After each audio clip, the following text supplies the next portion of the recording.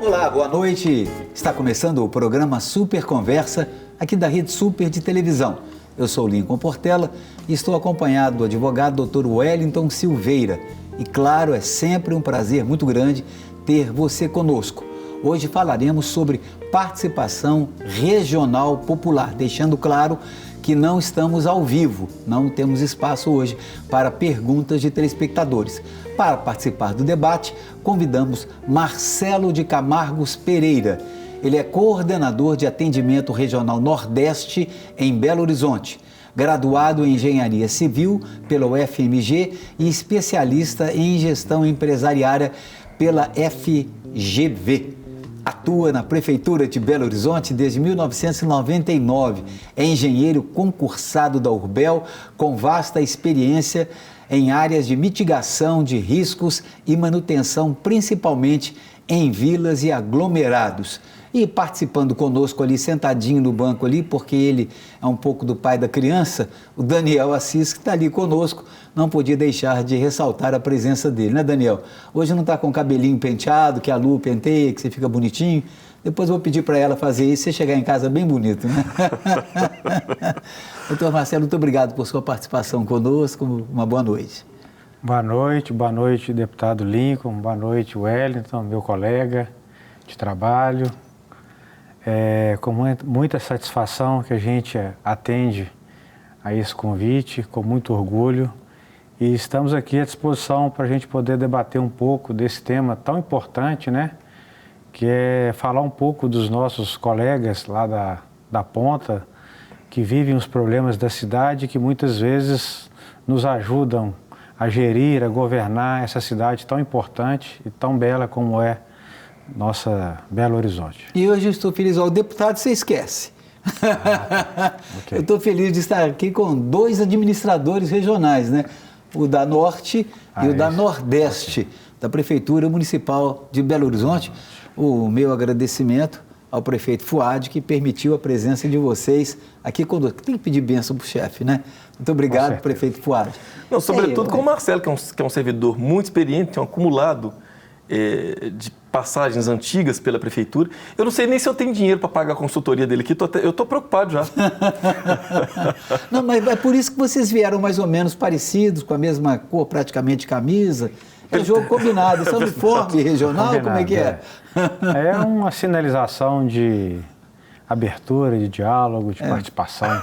Muito o gesto bom. Fala muito, né? É verdade.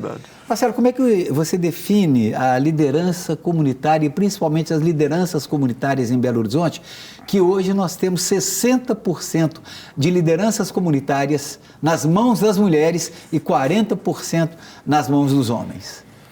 Pois é, notícia boa, viu Lincoln? Saber desse dado, eu não tinha essa percepção dessa divisão, 60 mulher, 40 homem, me deixa confortável.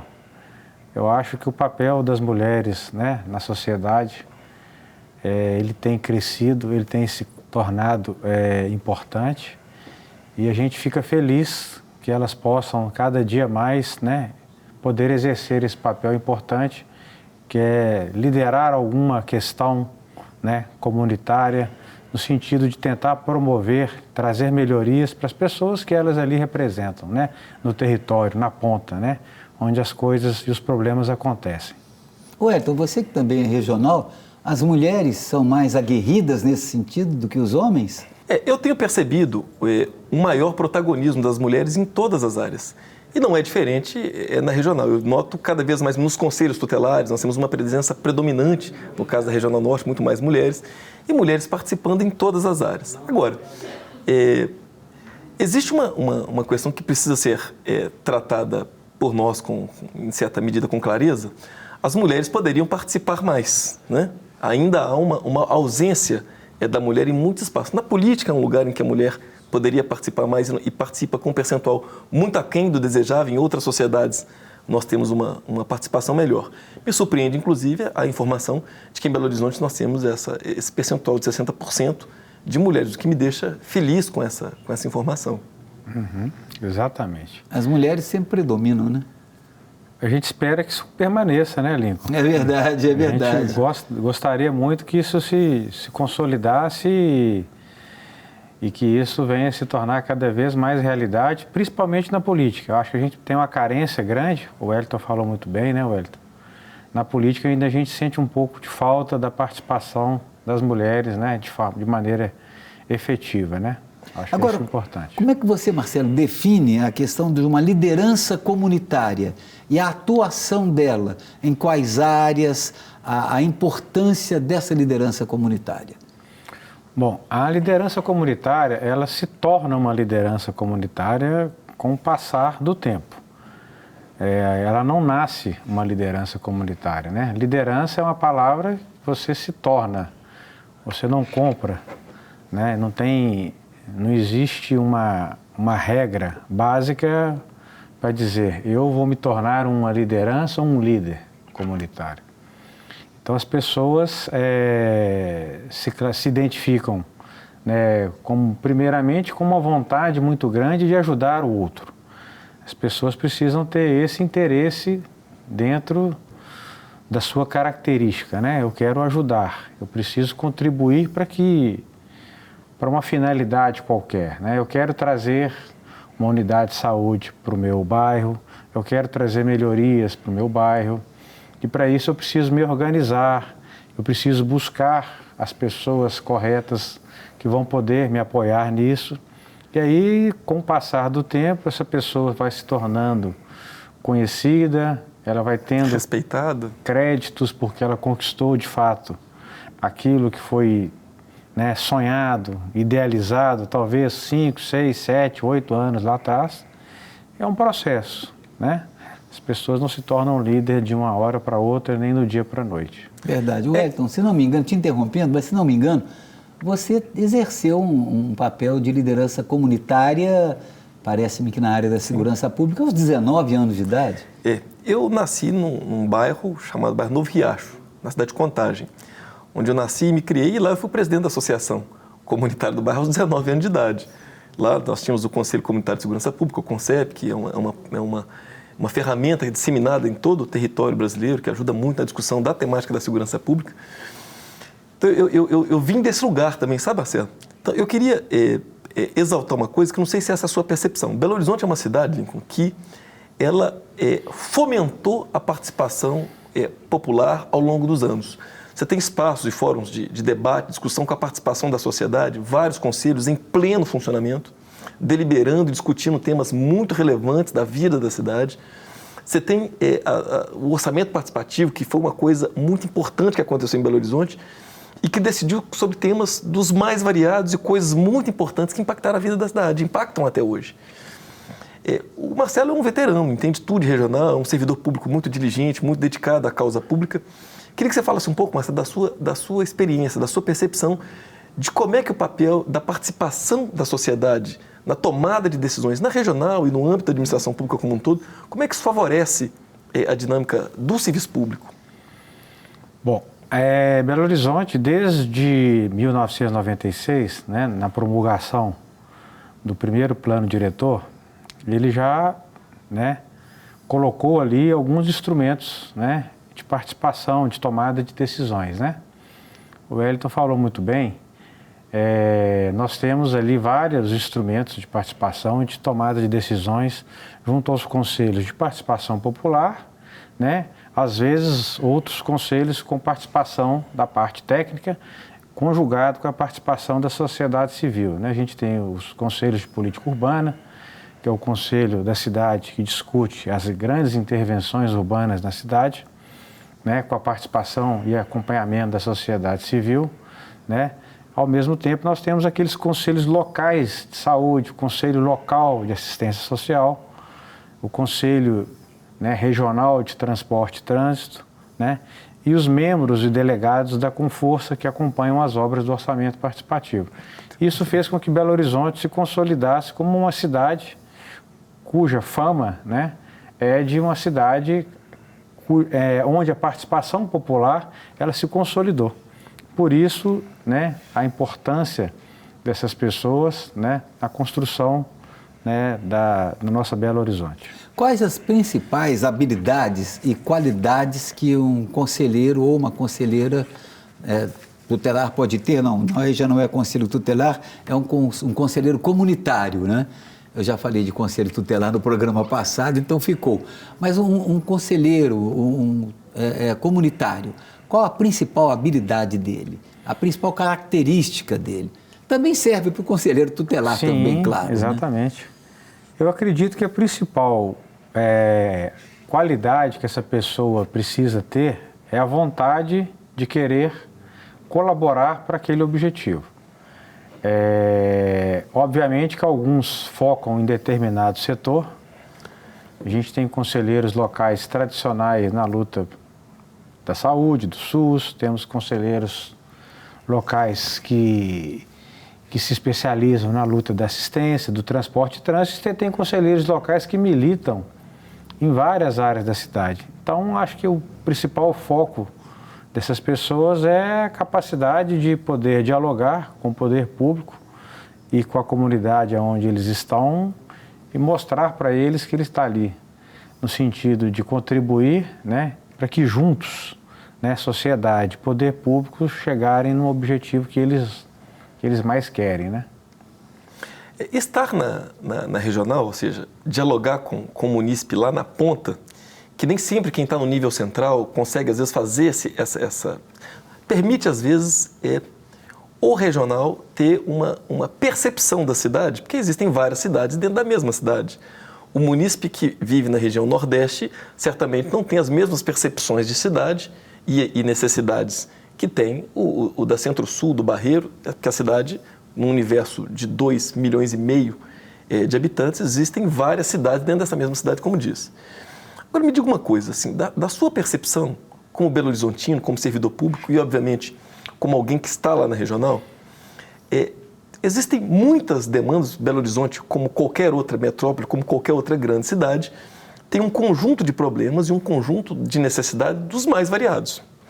E eu sei que é difícil a gente apontar um ou outro, porque são tantos e a gente não consegue hierarquizar, dizer, olha, esse é mais importante que aquele.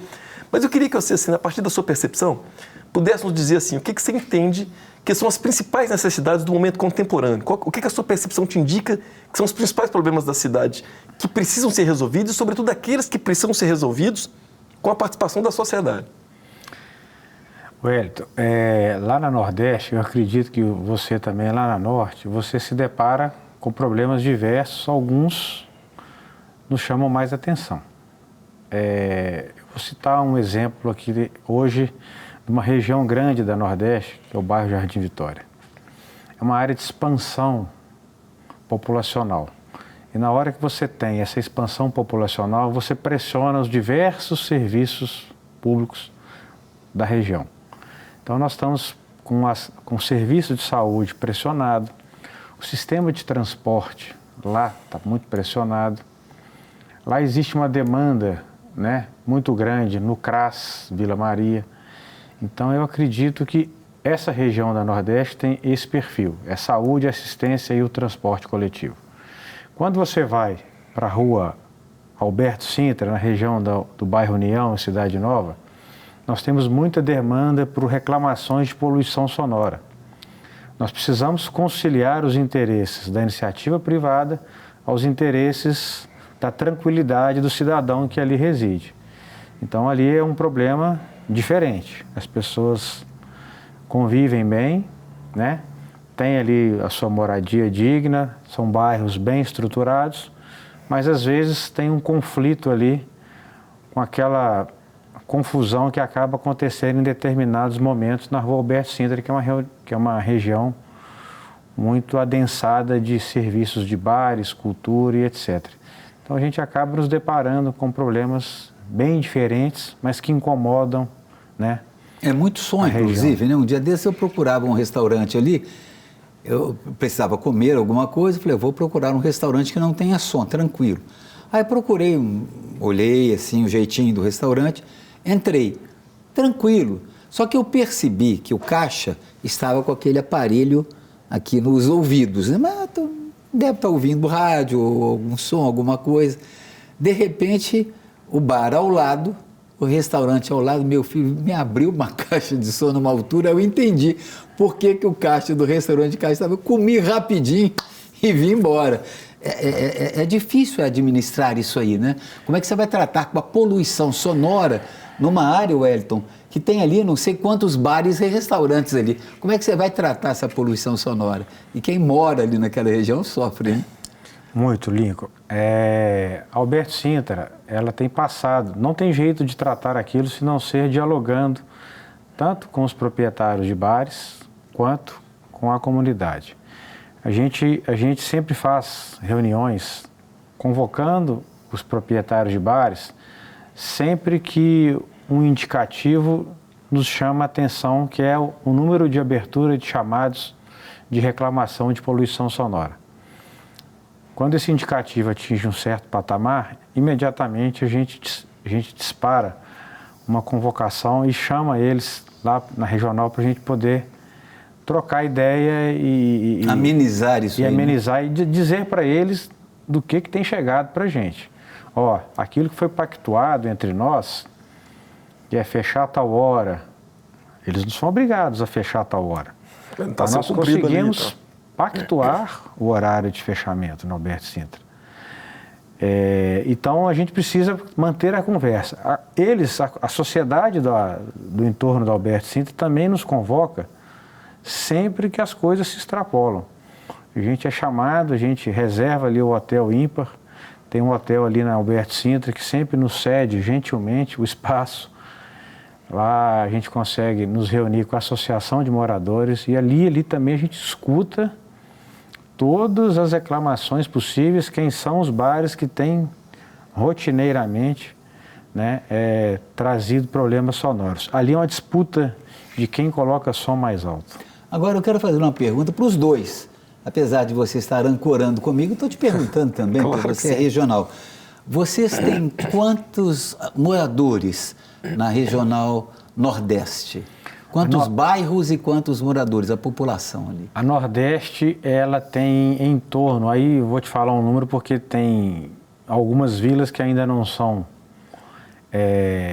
reconhecidas formalmente pelo plano diretor, mas eu vou dizer um número redondo, para a gente não correr o risco de querer ser preciso, 70 bairros e uma população estimada de mais de 300 mil habitantes. É uma regional que ela tem uma dicotomia, né, uma heterogeneidade, né?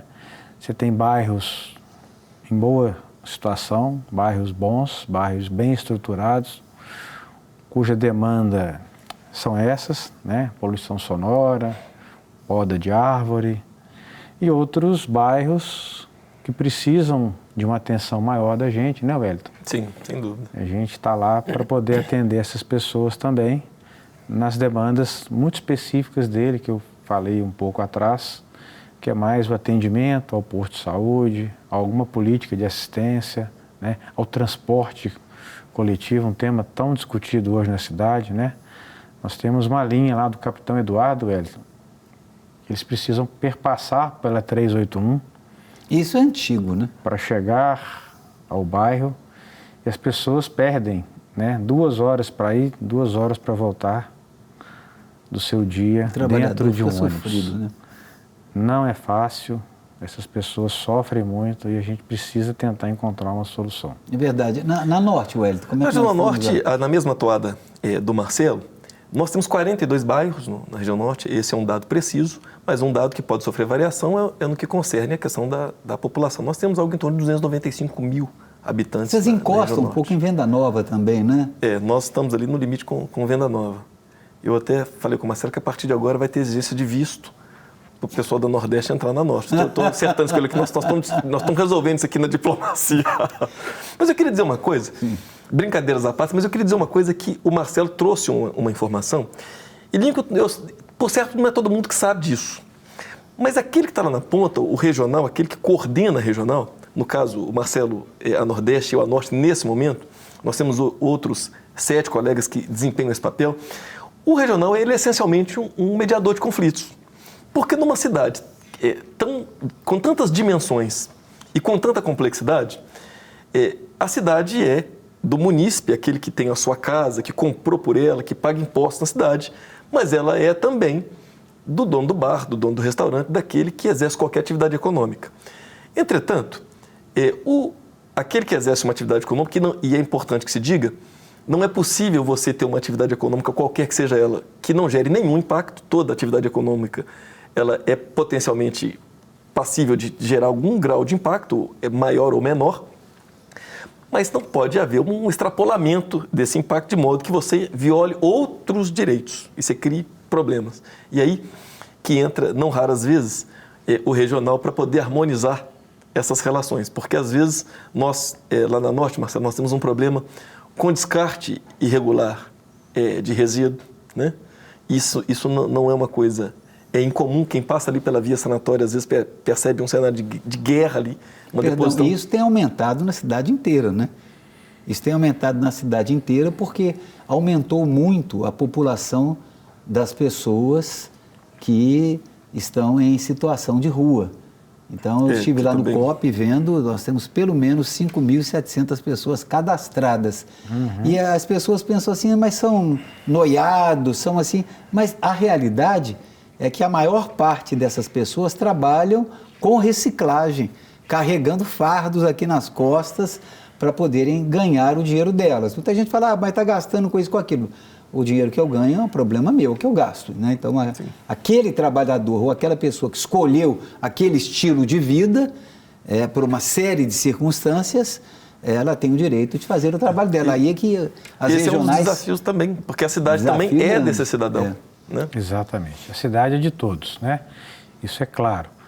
O problema da deposição clandestina é um problema da cidade. A Nordeste não foge à regra. Nós temos lutado com todos os instrumentos possíveis para combater essa questão.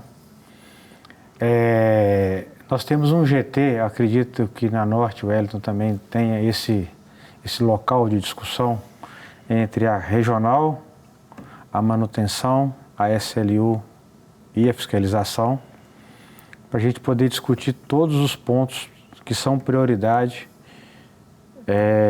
de deposição clandestina lá na Nordeste. Então a gente nos reúne uma vez por mês, define os pontos que vão ser atacados, define estratégias de atuação conjunta, né?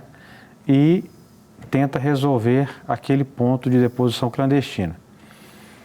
A gente tem obtido razoável sucesso porque nesses pontos onde a gente identifica, são pontos normalmente degradados, né? Então a gente busca ali fazer aquela limpeza, busca inclusive implantar algum equipamento, uma revitalização de passeio, uma implantação de uma jardineirazinha, uma pintura de muro. E isso tem dado um certo resultado lá na Nordeste. A gente sabe que isso não só resolve, a gente precisa de uma política um pouco maior do que essa, né? Que é locais para que as pessoas possam de fato direcionar o seu pequeno resíduo. Então, a pessoa, quando não tem um serviço, né, ele acaba cometendo um ato infracional, né, que é descartar o lixo de maneira errada, né? Então, eu não tenho aonde descartar, mas não tenho aonde contratar, não tenho recurso para tal, o meu resíduo é tão pequeno que não justifica a minha contratação de caçamba, eu acabo colocando um saquinho de entulho ali, né? E isso atrai outro, atrai outro, atrai outro. Quando vê, a festa está feita, né?